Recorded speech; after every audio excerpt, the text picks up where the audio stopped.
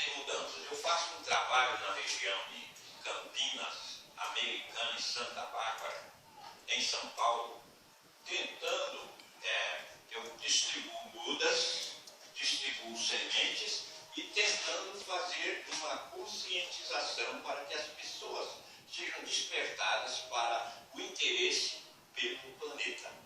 Olha, eu vou cantar uma musiquinha, eu gostaria que você acompanhasse para que você também pudesse nos ajudar.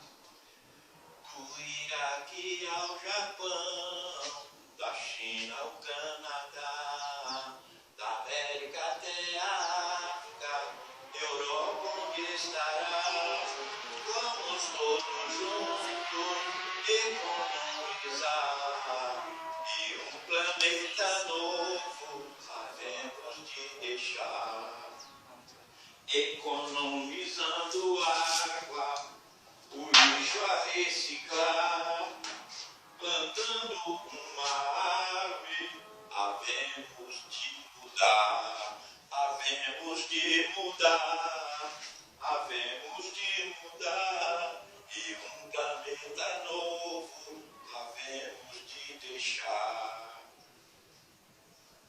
Para aí um pouco. Ué? Havemos de mudar, e um planeta novo havemos de deixar.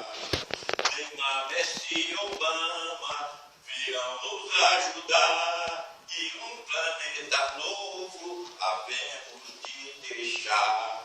Vem comigo, vai! Olha, com as crianças, eu queria dizer o lixo orgânico, casca, resto de comida, essas coisas, frutas, laranjas, isso que é lixo orgânico. Você deve separar. Você também tem o metal que deve ser separado, porque o metal não pode ser colocado como lixo orgânico, viu, criança? E olha, e o plástico também.